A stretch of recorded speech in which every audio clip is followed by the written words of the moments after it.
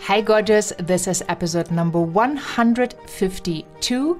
You are listening to Heart Sells Podcast. I'm your host, Christine Schlonski, and I am so grateful that you are here and tuning in for another Variety Friday. So last week I shared a couple tips with you of how to prepare before you even pick up the phone. And today I want to go into 3 things you really have to do when you are on the phone with a person that's interested in your offers, in your services. So what I see a lot of people do is that the client or potential client describes what's going on in their life and why they were motivated to have the call. And obviously they will talk about pain because that is the motivation to have the conversation with you. And a lot of heart-centered entrepreneurs start listening, but then they jump in to solve the problem, to help the other person to make the pain go away. And this is something that you should not be doing because you will do your potential client a huge disservice. So number 1 of my advice today will be hold the space. Stay with them in the pain. Don't take the pain on. It's their pain, but you have to hold the space because it might be for the very first time that they are expressing what's going on in their life. And they are expressing it to the very first human in their life, and that might be you. So you need to hold the space so that they can process where they are and understand their situation much better. If you jump in right away and you try to fix the problem, that's just putting a Band-Aid on, but it's not helping the wound to heal. So number 1, really super important is hold the space for the pain. So now you don't want your potential client like crying for hours and really going into all the pain they ever experienced in their life.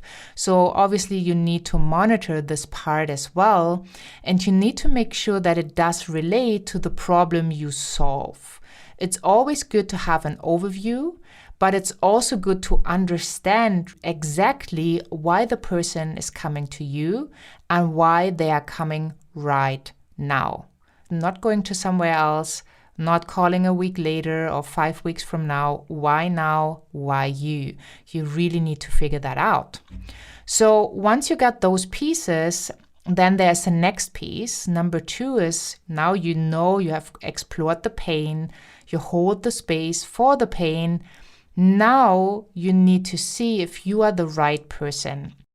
So now you want to go and imagine what it would be like if the pain went away, if there was a solution. And this is also something that the client needs to do, right? You can maybe give them little pieces of advice or little ideas, but it's their life. So they have to come up with the amazing way life could look like once this problem is gone. So you also want to hold the space for the beauty, for the possibilities.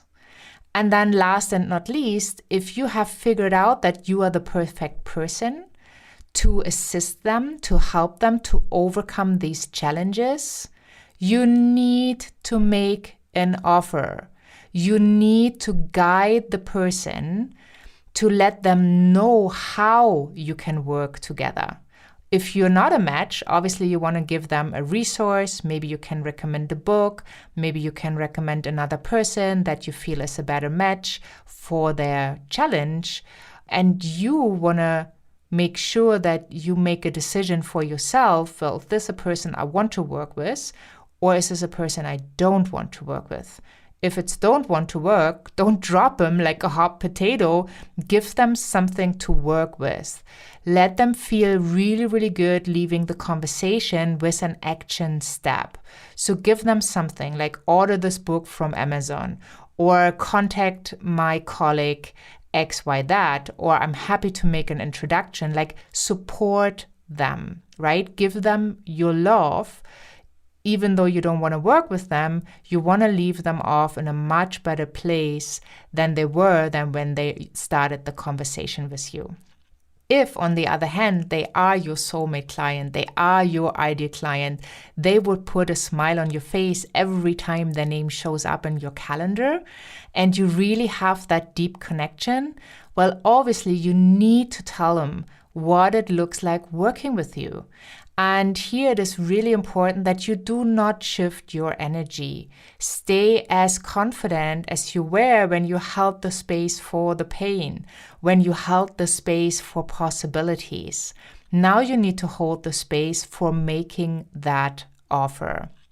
And in case you're not really sure or you're not yet that confident, drop into your heart. Take a deep breath yourself. You have all the time in the world to make that offer. Nobody's pressed for time. You're there to serve. So take your time, make your offer, and then don't forget to ask them if they want to work with you, right? That is part of your offer. You're not just going to throw that offer to them. You want to know, how does it sound? Can you see yourself working together? You want to figure out what is the challenge, if there is any. And if they want to say yes, well, obviously you want to proceed and book them into your calendar so you can get started right away.